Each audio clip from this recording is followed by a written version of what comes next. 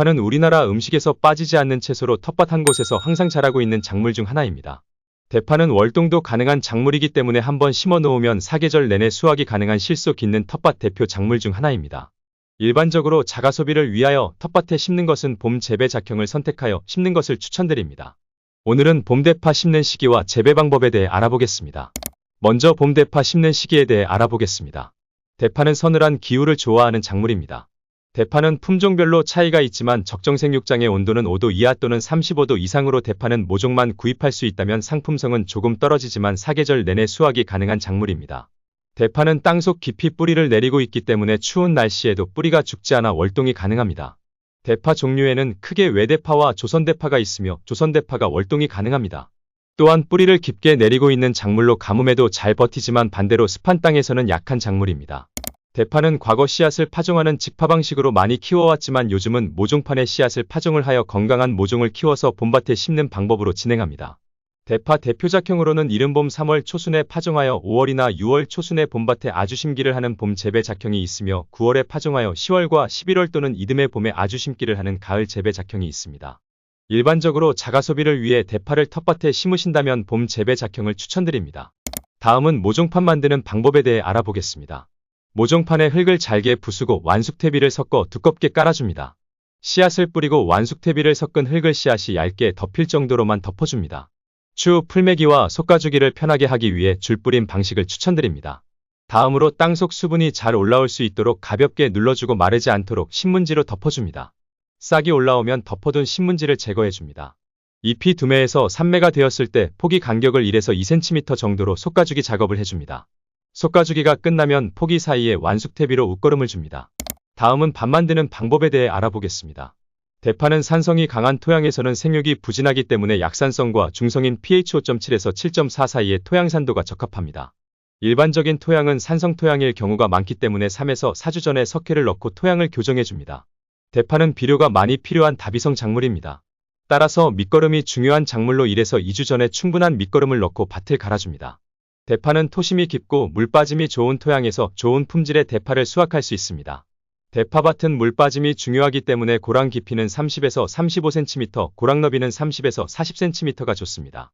외줄 심기일 경우 일항 간격은 60에서 70cm가 좋으며 평일항일 경우 일항 너비는 90cm가 좋습니다. 다음은 파종하는 방법에 대해 알아보겠습니다.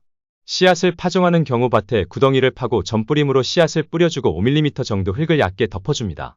흙을 너무 두껍게 덮어주면 발화가 늦어지고 성장에 좋지 않습니다.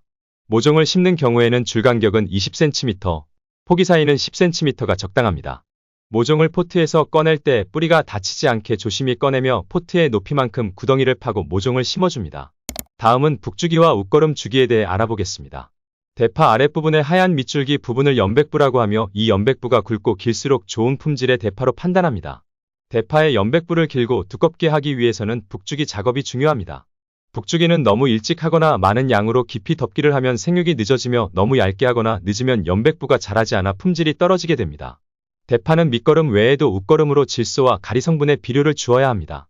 웃거름은 북주기 할 때 주는 것이 좋습니다. 처음 북주기는 정식 후 한 달 정도 뒤에 웃거름을 주고 5cm 정도 북주기를 해줍니다.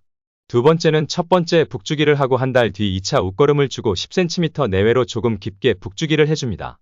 마지막으로 한 달 뒤 생육 상태를 보고 마지막 웃거름을 주고 잎에 갈라진 부분이 10cm 정도 덮이도록 깊게 북주기를 해주면 됩니다. 마지막으로 병충해 방제에 대해 알아보겠습니다. 주요 병해로는 녹균병과 검은무늬병 녹병이 있습니다. 녹균병은 5월에서 11월 사이에 연속적으로 발생하고 특히 장마철에 심합니다.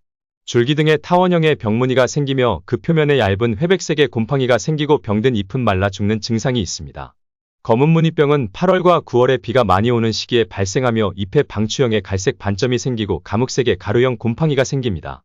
녹병은 8월과 9월에 비가 많이 오고 장마철이 길어져 햇빛이 부족하여 영양이 부족할 때 발생합니다. 잎과 가지가 일부 고사되며 황갈색의 소반점이 군데군데 나타나기 시작합니다.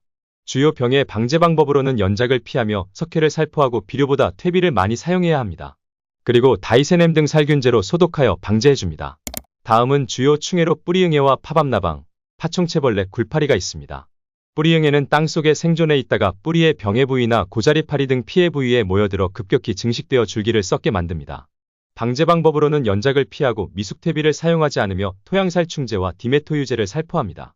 파밤나방은 7월과 9월 사이 온도가 높고 가뭄이 계속될 때 발생 빈도가 높으며 잎을 둥글게 파먹고 잎속으로 들어가기 때문에 방제가 쉽지 않습니다.